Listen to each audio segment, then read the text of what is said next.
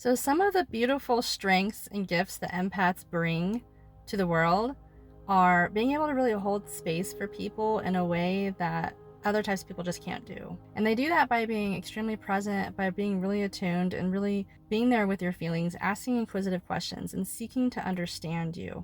Empaths bring a air of non-judgmental energy. And the non-judgmental energy makes people's nervous systems relax. It helps them open up. It helps them feel like they can say anything and be understood by the empath. And that's why some of the best therapists, coaches, healers, counselors out there are deeply empathic people. And I think about some of the people that I follow, like Carl Jung was definitely an empathic, intuitive person. I think about the founder of Nonviolent Communication being an extremely empathic person, basically teaching ordinary people what to do, what empaths are already doing, which is always putting yourself in the shoes of other people and trying to understand their experience as much as your own experience. And when you have that kind of connection with somebody where you seek to understand them, where you really seek to see where they're coming from and give them the benefit of the doubt and understand where someone's operating from, it gives the person that's on the other receiving end of that permission to fully show up as themselves. The difference of relationships and interactions in spaces and places where there isn't an empath is most people have a lot of judgment to one another. They assume a lot of things. They're not communicating true, intimate emotional details about what's really going on for them because they just don't feel safe. One of the biggest, I would say, the kryptonite for empaths is judgment. Judgment to empaths feels like pain. I can't emphasize that enough. It's and other people from the outside looking in think that empaths are just very sensitive or weak or minded or something, and it's not. Empaths have a superpower to be able to have the super feels, to feel things very deeply. That's their superpower. And while at times that may be uncomfortable for them, it puts them more in touch with the real energy that's alive in the moment in any interaction, in any situation. While other people are not attuned as much to the energy of places, spaces, and people, and so they have to make judgments. They have to make assumptions about things. And most ordinary people who are not empaths do not seek so much to understand other people or situations or put themselves in other people's shoes. And so they often come from a place standing in their shoes, looking outward and judging. And when empaths get judged without a person's attempt to consider them and their needs and what they might be feeling and what might be going on for them, it feels painful. It feels hurtful. And so that's one of the biggest kryptonites I see with empaths, is that when they have complicated relationship dynamics, whether it's family, friends, romantic relationships, work dynamics, where someone is, treating them poorly or making assumptions or judgments about them, and they feel deeply misunderstood, it can make them withdraw and just kind of detach completely, or it can make them pour all their energy out into this person to really try to get them to understand them, to be known by this person. But the problem is that a non-empathetic person isn't really going to seek to know you. It's not going to really seek to understand you. They've already made their decision about who you are from a place of judgment, and that's the way they survive. And so it's almost like I hear this a lot with empaths. It's we're a different species, we're a different kind of person. And to me, I think about it and it's no. It's I think this is a quality that people can cultivate, that they can learn, whether they believe they were born an empath or not, or were raised into being an empath or not, that it's just basic human decency. At least that's my perspective. But there's a majority of people out there that just don't do this. They don't do this. And it does feel like a completely different standpoint and a different reality, that they look out into the world with a very different eyes than an empath does. And one of the beautiful things that I've seen when I work with empaths, cultivating their gifts and really using that to serve others, to hold space, to give readings, or to hold space for hypnosis sessions or Reiki or whatever it is that my clients are going out and doing in the world, they are able to really be there with their client. They're really able to hear their client fully and then reflect back to them what they've heard their client say in a really succinct way, and it helps to like clarify and refine the reflection to the empath, when it's empath to empath. And if it's empath to someone who's not an empath, it's an extremely beneficial service. Just being in conversation about conflict or about issues or about something that you're wanting to manifest, and really hearing, because empaths listen on all levels. They can see what's not being said in the conversation. They can see what the person is kind of skirting around and avoiding saying, but maybe is hinting to. They can feel underneath of like, you know, I've gotten to the point where I've done this so much where I can hear what's deep at the core of what they're talking about, and then I can bring that out into the space energetically with my words, and it will land with the other person, and they'll be like, they'll have a realization, oh, this is what's happening. That is what it is. And help them get to the deeper point. And that is the beauty of empaths who have cultivated their ability to a way where they're a gift to the world. They're able to really help people see themselves. They're really able to help people refine and clarify what it is that they really want and what they're really feeling, and really help people reconnect with themselves. Because empaths are so deeply connected to others. They're really connected to what's going on in other people. And so the shadow side of like the empath is like, usually they're so attuned to other people, and yet on some level they've abandoned themselves. And so what they give to other people, they're not giving to themselves. And so they have energy drain, they have energy leaks, they have a lopsided energy in their life with relationships and dynamics and things that they give to people. They're not as receiving as much. And there's a lot of conditioning, and there's a lot of reasons why that happens. So the work of an empath to be healing themselves is to tune that attention inward and really cultivate inner awareness of what's really alive in them. What are they really feeling? What are they really thinking? What are they really needing?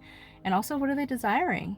And then going out into the world and using the relationships and with people, with places, spaces, and the universe and the non-physical world to make their desires happen. And they're often such caring people that they put other people's needs first. And so there's a reorientation that happens within an empath where they start to use their energy differently. They become so self-attuned and so self-aware and self-responsible that they're then able to move in the world with a sense of self-agency over their life, and be able to use their words and their communication to make things happen for themselves. And versus the way that they usually operate before is that they have their energy kind of pulled in. They're walking in the world kind of like dodging and navigating other people's energy and other realities and other people's judgments, and kind of dodging and avoiding those things because they really, really hurt them. But as an empath turns that attention inward and really cultivates an empowered sense of self, they will begin to like actually exude a very, very healing frequency from themselves, that when they move in the world, they are able to touch the lives of others with their joy, with their peace, with their sense of serenity and love and self-acceptance. And that is contagious, and it's very, very powerful. And one of the biggest things I've heard my spirit guides, and I've also heard other people who channel say, that empaths and light workers are not really here to like do anything. They're here to be embodied, to be in a state of being that then energetically affects the rest of the world, to uplift humanity essentially. And while that sounds like some sort of grandiose kind of plot line, it's true. I've seen it in my clients, I've seen it in myself, that when an empath is fully nourished, fully filled up, and really centered and aligned with themselves and moves in the world in that empowered way, they make such a positive impact in their family, with their friends, in the world. They're able to really make a positive impact through their positive energy, through the energy that they've cultivated for themselves, and that they're really doing the work that they love in the world. And that gives permission for other people around them. They look at this empath doing what they love in the world, and they go, maybe I can do what I love in the world. Maybe it's possible for me too. And it starts to shift the dynamics. And one thing that I've realized with my near-death experience, and also my connection with spirit and mediumship, is that spirit is always saying, when they pass over to the other side, they look back at their life and they realize how much they held themselves back because of fear of what other people will judge, and lack of self-trust that they'll even be able to make the things that they want to have in their life happen. And so we need to cultivate a sense of self-trust. We also need to learn how to let go of the fear of other people's judgments, because people will always judge. They will always be judging. They will never not be judging. That is the nature of a human being. Really well cultivated and healing empaths do a lot of work to like get out of self-judgment, get out of judgment of other people, and take their energy back, because that is an energy drain too. And so Spirit has shown me a process that I went through of dying before you die. And they said what their desire is that they don't want for us to have these realizations after we die and look back at our life and think about all the regrets and all the things that we didn't do because we were afraid. So they took me through a process of what they call dying before you die, where they really showed me how I can shed the fears and live every day in a way that I can look back and have absolutely no regrets, because I am operating at my best moment to moment and making choices from the level of the soul. The level of the soul is going to bring you urges and impulses and instincts towards things that light you up, things that you're passionate about. And if you're in like a soul-sucking job that doesn't align with your values, that doesn't light you up, and your soul is urging you to go take art classes or do dancing classes or do something that your soul really needs nourishment from, needs like replenished, nourishing, energetic, reciprocal energy from, and you're not doing it, it's going to have an energetic cost on you. And that's what the Spirit means when we die before we die. It's like, think about if this was your last day. What would you do if today was the last day of your life? What would you want to get done? What's on your bucket list? Like, if you had no fear at all, how would you live your life? And and this is the gift that a lot of people who have near-death experiences have, is that they have had that rude awakening, or people who have had really significant close loved ones that have passed away. They wake up and realize that life is not guaranteed, and we take it for granted every day, and we need to make the most of it every day. And if all of us did that, if all of us made the most of our lives every day and did what our soul and our heart truly wants to do, the world would be such a different place. And yet a lot of us are living from survival still, and living in fear, and making choices and decisions that feel safe instead of doing what excites us, what would really light us up. And so the gift of an empath is when they start to awaken, they start to have this realization of, I'm a co-creator in my reality, and I have influence and control over what happens in my reality, and I have to cultivate the desires and the intentions of what I want to see happen in my life.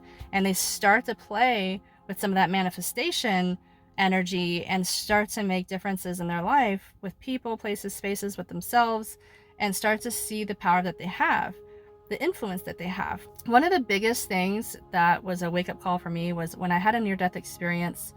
I had my life flash before my eyes, and I didn't see it through my eyes. I saw my life through the eyes of everybody else who's ever known me. And it was like such a split-second experience. If you've ever had altered state experiences like that, it's like really, really quick. But I saw myself through other people's eyes, and I could feel the way that I made them feel, the way that even my thoughts and my energy was affecting other people. And there was two sides to this. The first thing was I noticed how powerful me just being alive in this world is, because I experienced small, tiny moments of me just walking down the street and exchanging a smile with someone and knowing how much that actually uplifted someone's energy, or being kind and opening a door to someone, or being courteous and kind and caring towards someone, and how much that actually helps people, and even complete strangers. And I realized that I've walked through my life and I've made a big difference, even though I'm not out there like conquering, politics or corporations or whatever, like big things, right? We want to make big impacts. It's the little things that really matter. And so in that experience, I saw, one, that we all have such a tremendous power to influence this world. And we can choose to influence in an uplifting way, or we can choose to influence it in a way that kind of brings us and others down. The second thing is I realized that even my thoughts, when I was being harsh and judgmental to myself or other people, was affecting them in a negative way. And that broke my heart, it made me realize I need to be extremely self-responsible of the energy that I have within my field, what I'm thinking, what I'm feeling about people, about myself, that is energetically received by the world around us. And if you've ever, like, if you're into like the water experiment or the rice experiment, you know this, there's an experiment where they have like jars of rice, cooked rice, and they label it with like love or hate or envy or jealousy or like positive or negative words. And then they put them in two very far separate places and they leave it. And what's amazing is the rice that has a positive word like love or gratitude, same thing with water, versus the rice or the water that has negative words, lasts and has more cohesion and is a much cleaner than the ones that have negative words on it. So even just a printed word on an item affects the energy of it. So think about our thoughts, how our thoughts influence people. And empaths have like an innate, unknown but known realization of this. And that's why when other people around them are being really harsh and judgmental and uncompassionate, it makes them really wonder, like, why are they, like, I don't deserve this. Why are they being so harsh to me? Well, the other person is being judgmental and uncompassionate and stuff because they're not putting themselves in other people's shoes like empaths do. But empaths have such a heightened awareness to energy that they feel it. They feel that exchange happening, whereas other people don't. So they don't realize the impacts of their judgment on other people because they don't feel the impacts of judgment from other people as much as empaths do. And so there's this tremendous self-responsibility. And it's like that realization of like dying before you die, having a near-death experience made me realize that like we have a choice to live our life in a way that feels really good, to create our heaven on earth right here, right now, instead of living in a world of judgment, of criticism, of shame, of living in fear and just living for survival. And the way that empaths do that, because they're so relational, is having deep, meaningful, intimate connections with other people where they could be their full selves, that they're accepted with their full selves, that they can love and accept others for their full selves. And that's why so many healers are so many empaths are such great healers, because that's what their soul's natural expression wants to do in the world. And that's why I love working with empaths in my certification training, in my soul activation membership, where we really teach and train them how to work with their energy body, how to hold space for themselves, how to hold space for others, and kind of switch their energy exchange from survival into like thriving. And it makes all the difference. It is tremendously powerful. And empaths are really here as light workers to do the healing work because they're so connected to the feelings and the perceptions of the non-physical world that it's almost like they have this responsibility to do the healing, because if they don't, they pay the cost. They're the ones that feel everything. They feel the elephant in the room at the family event of all the things that the family is ignoring, right? It's the healing of the empath that really shifts things in the ancestral line and the generationally and changes things for the following generations. They are healers. That is the archetype of an empath.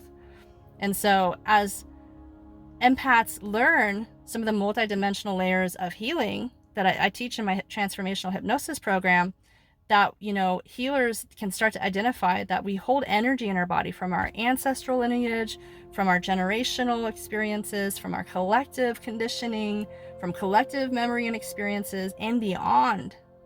And when we identify the many layers of energy perception that we're having, we know what to do in those spaces and places, and we become empowered.